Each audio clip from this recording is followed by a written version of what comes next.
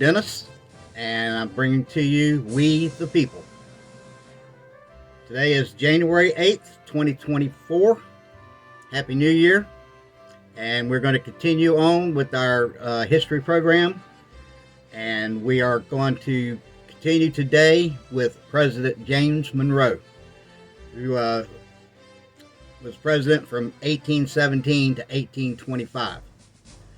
And as you can see, I got me a new shirt. It says We the People on it, and it's got the preamble to the Constitution on it. My wife got this for me so I could wear it when I do these presentations. So, welcome everyone to We the People. Today we're going over the presidency of James Monroe, the 5th President of the United States. As always, I'm requesting that if you have not subscribed to my channel, be sure to hit that subscribe button below. So without further ado, I present James Monroe. Other than Washington, Monroe was the only president to ever run essentially unopposed, coasting to re-election in the 1820 race.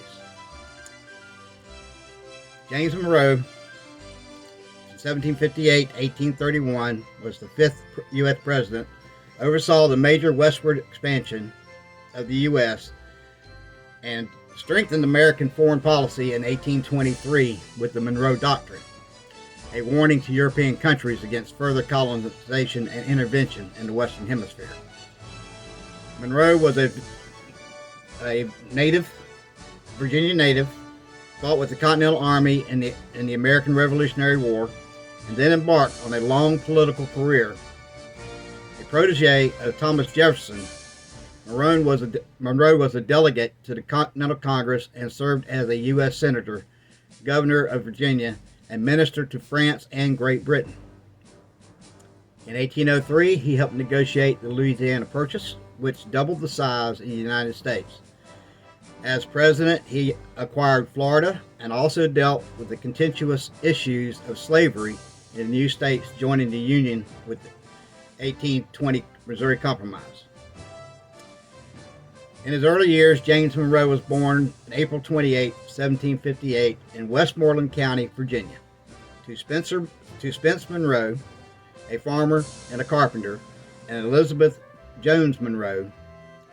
At the age of 16, Monroe entered the College of William and Mary in Williamsburg, Virginia. He cut his college studies short in 1776 to join the Continental Army and fight for independence from Great Britain in the American Revolutionary War. Did you know that Monrovia, the capital of the Western African country Liberia, is named after James Monroe? As president, Monroe supported the work of the American Colonization Society to create a home for freed American slaves in Liberia. During the war, Monroe saw action in the battles in New York, New Jersey, and Pennsylvania. He was wounded at the Battle of Trenton, New Jersey, in 1776, and was with General George Washington and his troops at Valley Forge, Pennsylvania during the difficult winter of 1777 and 1778. During his time with the Army, Monroe became acquainted with Thomas Jefferson, then the governor of Virginia, and in 1780, Monroe began studying law under Jefferson, who would become his political mentor and friend. Over a decade later, in 1793, Monroe bought a farm named Highland, located next to Monticello, Jefferson's Charlottesville, Virginia estate. The Virginia politician, following his military service, Monroe embarked on a career in politics. In 1782, he became a delegate to the Virginia Assembly, and the following year was chosen as a Virginia representative to the Congress of the Confederation, America's governing body, from 1781 to 1789. In 1786, Monroe married Elizabeth Courtright, the teenage daughter of a New York merchant. The couple had 2 daughters and a son who died as an infant. While in Congress, Monroe supported the efforts of fellow Virginia politician and future 4th U.S. President, James Madison, to create a new U.S. Constitution. However, once written, Monroe felt the document gave too much power to the government and did not sufficiently protect individual rights. Despite Monroe's opposition, the Constitution was ratified in 1789, and in 1790 he took a seat in the U.S. Senate representing Virginia. As a senator, Monroe sided with Madison, then a U.S. congressman, and Jefferson, then the U.S. Secretary of State, both of whom were against greater federal control at the cost of state and individual rights. In 1792, Monroe joined forces with the two men to found the Democratic-Republican Party, which opposed Alexander Hamilton and the Federalists, who were fighting for increased federal power. In 1794, President George Washington appointed Monroe as minister to France in an effort to help improve relations with the nation. At the time, France and Great Britain were at war. Monroe had some initial success in strengthening Franco-American ties. However, relations soured with the November 1794 signing of the controversial Jay's Treaty, an agreement between the U.S. and Britain that regulated commerce and navigation. Monroe was critical of the treaty, was released from his post by Washington in 1796. Monroe resumed his political career in 1799 when he became governor of Virginia. He held this office for 3 years until President Thomas Jefferson requested that Monroe return to France to help negotiate the purchase of the port of New Orleans. In France, Monroe learned that French leader Napoleon Bonaparte wanted to sell the entire Louisiana Territory, the land extending between the Mississippi River and the Rocky Mountains and the Gulf of Mexico to the present-day Canada, not only New Orleans, and the purchase was for $15 million. Monroe and U.S. Minister to France, Robert R. Livingston, did not have time to gain presidential approval for such a large purpose. Instead, they approved and signed the Louisiana Purchase Agreement themselves in 1803 and effectively doubled the size of the United States. Monroe, who garnered acclaim for the Louisiana Purchase, then became the minister to Great Britain and drafted a treaty that would help strengthen the bonds between Britain and the U.S. Jefferson, however, did not approve the treaty because it did not stem Britain's practice of capturing American sailors from its own navy. Monroe was upset by Jefferson's actions, and his friendship with both Jefferson and his Secretary of State Madison soured. In 1808, still angry about how his treaty was handled by Jefferson and Madison, Monroe ran for president against Madison. He lost. However, the ill feelings between the two men did not last. In 1811, Madison asked Monroe, who was once again governor of Virginia, to be his Secretary of State. Monroe agreed and proved to be a strong asset to Madison as the American battled Britain in the War of 1812.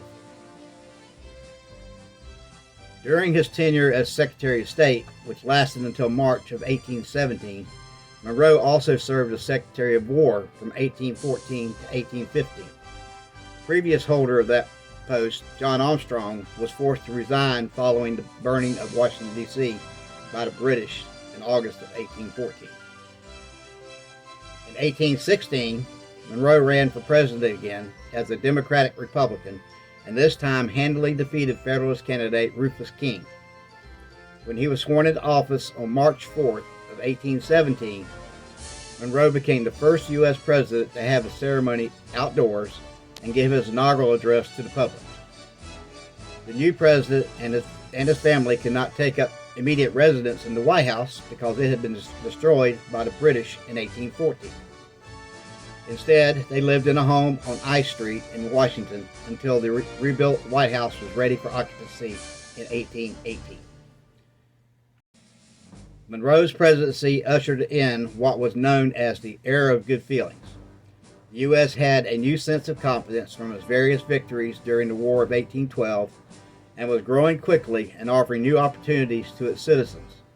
Additionally, fighting between the Democratic Republicans and the Federalists was finally beginning to ebb. One issue Monroe had to contend with during his first term in office was deteriorating relations with Spain.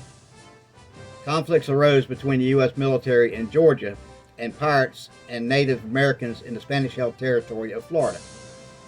In 1819, Monroe was able to successfully address the problem by negotiating for the purchase of Florida for $5 million, further expanding U.S. territories. With all the expansions, some significant money troubles. With all the expansion came significant money troubles. Speculators were borrowing large sums of money to purchase land to sell to settlers, and banks were leveraging assets they did not have in order to loan the money. This, along with diminished trade between the U.S. and Europe, led to a 4-year economic downturn, known as the Panic of 1819. Slavery was also becoming a contentious issue during Monroe's presidency.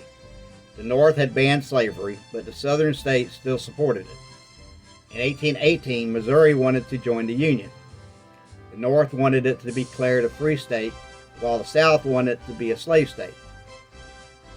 Finally, an agreement was made allowing Missouri to join the Union as a slave state and Maine to join as a free state. The Missouri Compromise soon followed, outlawing slavery in the Louisiana Territory above the parallel 36 degrees by 30 north, excluding the state of Missouri.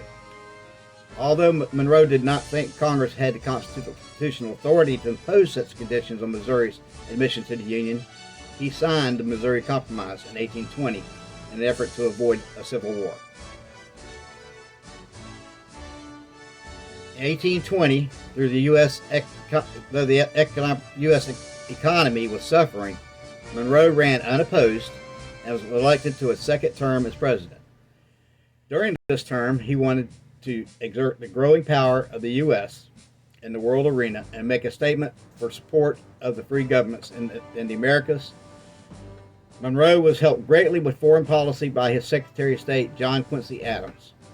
With Adams' assistance, Monroe addressed Congress in 1823 with what became known as the Monroe Doctrine, which in part developed out of his concern that European powers would want to reestablish Spanish control of South America.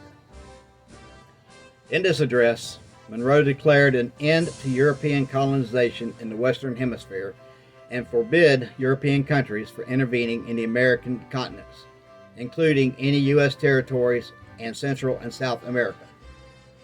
The Monroe Doctrine formally established a special relationship between the United States and Central and South America, and the U.S. would use this opportunity to invest in Latin America and assist with military intervention when necessary. In turn, Monroe promised that the U.S. would not interfere with European territories or any wars among them. The Monroe Doctrine was well received and became an important tool in later disputes over American territories. In addition, Monroe continued to lead the U.S. in expanding westward across the continent. He helped build transportation infrastructure and laid the foundation for America to become a world power. 5 states entered the Union during Monroe's time in office: Mississippi in 1817, Illinois 1818, Alabama 1819, Maine in 1820, and Missouri in 1821. In the later years, Monroe left office and retired to Virginia, where he helped preside over a new state constitution in 1829. After his wife died in 1830, Monroe moved in with his daughter in New York City, where he died on July 4, 1831, at the age of 73. His passing came exactly 5 years after the death of fellow presidents Thomas Jefferson and John Adams. In 1858, Monroe's body was re-interred at the Hollywood Cemetery in his home state of Virginia. So that's what we have on Monroe, the 5th President of the United States. And I also want to make sure I do a shout out for the History Channel. Most of my research comes from the History Channel and from the U.S. Archives. So again, I want to remind everybody to please subscribe to my channel. And the next president we'll be covering will be John Quincy Adams. And I will also be branching off and going over the Louisiana Purchase and the Monroe Doctrine. So, my family to yours, Happy New Year, and God bless America.